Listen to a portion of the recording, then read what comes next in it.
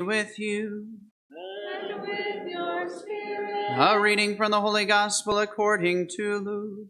Glory to you, O Lord.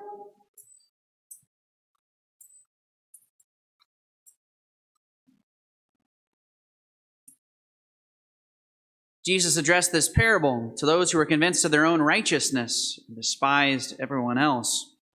Two people went up to the temple area to pray. One was a Pharisee and the other was a tax collector. The Pharisee took up his position and spoke this prayer to himself. "O God, I thank you that I am not like the rest of humanity, greedy, dishonest, adulterous, or even like this tax collector. I fast twice a week and I pay tithes on my whole income." But the tax collector stood off at a distance and would not even raise his eyes to heaven, but beat his breast and prayed, "O God, be merciful to me, a sinner."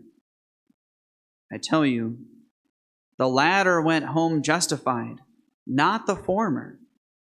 For whoever exalts himself will be humbled, and the one who humbles himself will be exalted. The Gospel of the Lord. Praise to you, Lord Jesus Christ. So I noticed everybody at the beginning of Mass, everybody heard an unfamiliar voice, right, announcing the opening hymn today. So remember to keep Rick and Delaney in your prayers. They moved this weekend back to Minnesota. And we have kind of a newer parishioner who actually kind of providentially has stepped up to help coordinate our choir music on Sunday mornings. His name is Charlie Neighbor. He actually, ironically enough, I actually went to high school with his daughter. So very interesting. But he was one of the volunteer choir coordinators at his last parish and just happened to move here a couple of months ago with his wife. And lo and behold, here we are in need of some help with our choirs. I love it. We have all these different choir members doing different roles, right? It's a team effort. It's exactly how everything should work in our parish. So many times as a parish, things get left to like one person to hold all the responsibility. I love that our choir is really becoming a team effort. And again, I encourage any of you, if you have any sort of musical capability, right? You don't need to be a professional, right? But volunteer to be a part of the choir, right? It's easier when there's more people because it doesn't all fall on one person. I'm very grateful for him. You know, I was also thinking this weekend, a lot of you know that a couple of weeks ago I was able to visit my brother, right? My brother up in Minnesota. How many of you have ever met my brother before? You guys know who I'm talking about, right? He used to come to Mass here quite a bit. He's actually in priestly formation right now. He's living up in Minnesota and he's beginning his first year of priestly formation. Now, what many people probably don't realize is that is a very big surprise, right? It was kind of shocking going up there to Minnesota. He was away from the church almost his entire adult life. Right? And just about 4 years ago, he started having a very big conversion. He listened to a talk about the historical reliability of the Bible, and it kind of convinced him of the truth of the faith. And then slowly but surely, he started getting more and more involved with the church and eventually accepting the call, right, to go to the seminary. And it's kind of similar to what I experienced when I was a young man, when I was in high school. You know, some people have this really weird idea that, like, I grew up wanting to be a priest. I mean, are you kidding me? I mean, seriously, what little kid wants to spend all of his time in church, not get married, not have children, not make any money, right? I didn't want to be a priest.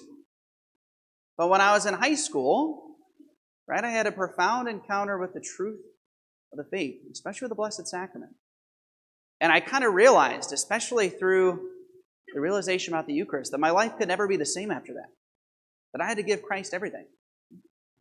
And eventually I ended up in the seminary. And I love being a priest. Being a priest is a great thing, but it's not something I ever expected for myself. I was thinking about that this morning with my brother and I, right? The power of just saying yes. 5 years ago, I never would have imagined that he would be in priestly formation. 20 years ago, I never would have imagined that I would be a priest today. But when we say yes to God, amazing things can happen to us. And it doesn't always just mean, being a priest or something like that. Somebody who I'm regularly inspired by here in our parish is actually is Ron Hess, right? Ron it's amazing how much he loves the faith, and You know, when his children all got married, basically everybody stayed in the Catholic Church. Many of them converted their spouses. And now with their grandchildren, the same thing is happening, right? And so much of that is because of the influence of Ron, right, their grandfather. I'm really inspired by that. And it's especially amazing because you guys know Ron. He's normally very, mild-mannered, soft-spoken, Hardly anybody even knows who he is, right, because he just blends in everywhere he goes, right? No, that's a joke, okay? You don't know Ron. It's completely the opposite, right? But he has been intentional all of his life about raising his children to be passionate about the faith. And he regularly brings up Catholicism to people he knows and to his family members. It's so much so where it might even seem a little pushy, right? But that's okay, right?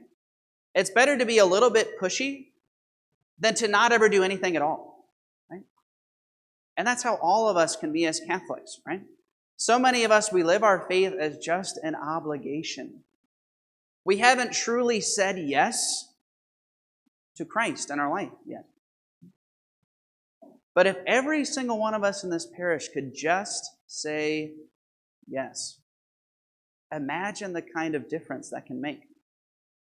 I'm not just talking about adults either. I'm talking about the youth and the children here too. I remember when I was in high school, one of my dear friends who I met in college, she told me how when she was in high school, she had a very devout Catholic friend who always brought her to youth group. And this girl said that when she was in high school, she really struggled with depression and anxiety. She very often had suicidal temptations. And she said that it was only because of her Catholic faith that she didn't take her life. Because one devout friend regularly encouraged her to come to the youth group. I met another person from Zionsville. He's actually a priest now. And he was converted by one of my dear friends, right, who convinced him to become a Catholic when he was finishing up high school. Now he's a priest. Bringing people to God and bringing people to the church is not just for adults. It's not just for holy priests, right? It's for all of us. And especially for the youth, right?